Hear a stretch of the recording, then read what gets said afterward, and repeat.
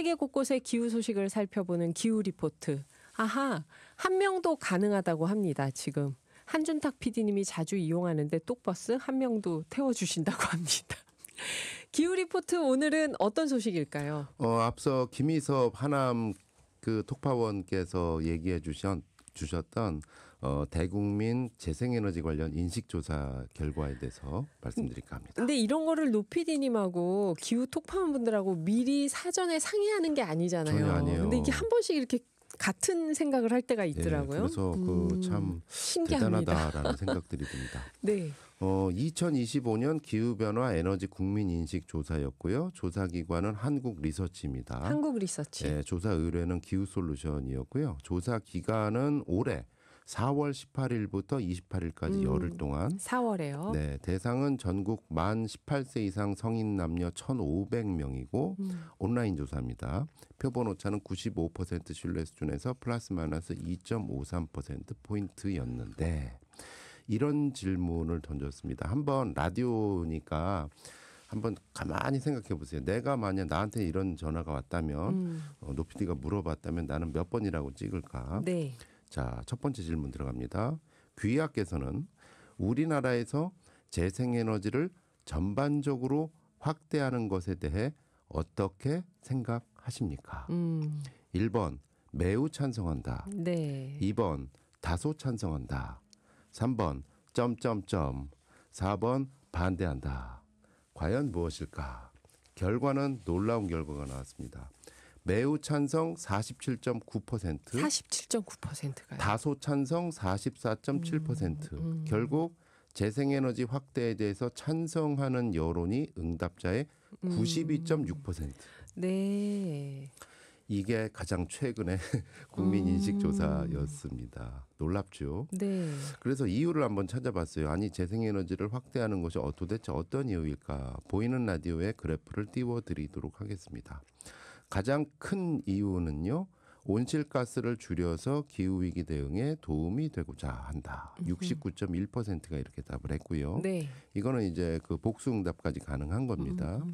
두 번째가 참 놀라운데 석탄, 석유, 가스 등 화석연료 수입을 줄이고 싶다. 아, 이거 뭔가 경제를 아는 분이 답하신 것 같은데요. 에너지 안보에 대한 응답이 43.8%였고요. 세 번째로는 장기적으로 연료비 부담이 적어서 전기요금이 안정될 수 있기 때문에. 그렇죠. 저는 이게 1일 줄 알았는데. 33.8%.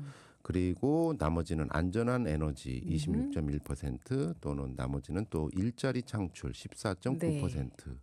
그래서 요 응답 비율을 보면은 어떤 단순히 환경적인 인식뿐만 아니라 에너지 안보라든지 전기요금 안정이라든지 사회 경제적인 토대가 확실하다.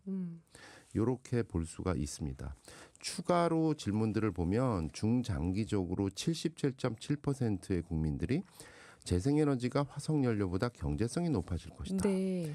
이렇게 답하고 있습니다. 그러니까 대다수의 국민들은 단순히 환경적인 이유뿐만 아니라 우리나라의 어떤 경제 발전이라든지 나의 가계 경제를 위해서도 네. 재생에너지를 지지하고 있다. 이렇게 해석될 수 있는 부분입니다. 경제성이 있다고 보는 거죠. 네. 재생에너지에. 이 얘기는 경제성하고 뒷받침이 된다면은 여론이 웬만하면 꺾이지 않는다라는 것을 의미하겠죠. 네.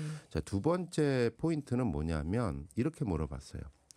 탄소 중립 정책 추진으로 전기 요금이 올라갈 때 당신은 수용할 의향이 있나요? 이거는 안 될 것 같은데. 1번 전혀 수용하지 못하겠다. 네. 2번 다소 수용하기 어려워요. 3번 중립이다. 4번 다소 수용 가능할 것 같다. 5번 상당히 수용 가능하다. 뭐가 제일 다수로 나왔을까요? 중립. 땡. 다소 수용 가능하다가 46.8%로 가장 높았고 와. 상당히 수용 가능하다가 3.3%였습니다. 아, 결국 예. 전기요금 탄소 중립 정책 추진으로 전기요금 오를 때 수용 가능하다라는 의사가 50.1%가 나왔습니다. 저기 만약 상당히 수용 가능하다가 10%대였으면 제가 이 여론조사의 신뢰성을 의심했을 텐데 3.3%밖에 안 되잖아요. 상당히 수용 가능하다. 그럼 이게 상당히 신뢰성이 있는 여론조사인데요. 있는 거죠. 이걸 갖고 해석하는 과정에서 네. 언론 매체마다 달라요. 어떤 매체는 국민 대부분이 90% 이상 재생에너지 늘려야 된다라고 답은 했으나 네. 국민의 이게 절반은 수용할 수 없다라는 없다가 거잖아요. 나온 거니까. 절반은 전기요금 오르는 거에 대해서 안 좋아한다. 이렇게 해석하는 언론도 있고요. 어떤 언론은 국민의 절반이나 전기요금 인상에 수용을 할 수 있다. 이건 놀랍다. 저는 깜짝 놀라는데. 깜짝 놀랐죠. 지금 이거 어떻게 이럴 수가 있나. 이게 뭐냐면은 향후에 재생에너지 확대 정책을 정말 세밀하게 섬세하게 설계를 한다면 어차피 전기요금은 현실화돼야 되는 거잖아요. 네네. 왜냐하면은 화석연료 가격을 값이 계속 오르는데 계속 오르니까 석탄석유 가스 국제적으로 계속 규제가 맞아요. 들어가서 오르니까 언제까지 버티겠어요. 한전 적자가 계속 엄청 자고 일어나면 쌓이는데 커지는데. 그게 다 국민 부담인데 그래서 현실화시키는데 재생에너지 확대 정책을 아주 설계를 잘한다면 이거는 우리나라에서 어떤 뭐 그 인상 저항을 최소화하면서 재생에너지 인프라를 확실하게 만들 수 있겠구나 하는 가능성을 보는 겁니다. 예를 한번 간단하게 들어본다면 네.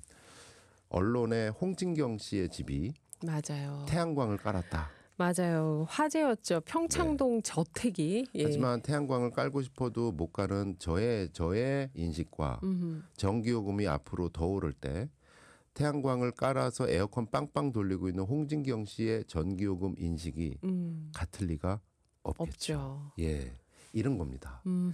재생에너지가 10% 되느냐, 20% 되느냐, 30% 되느냐에 따라서 전기요금 인상에 대한 수용 가능성은 달라지는 겁니다. 달라진다. 지금 할 일은 뭐냐?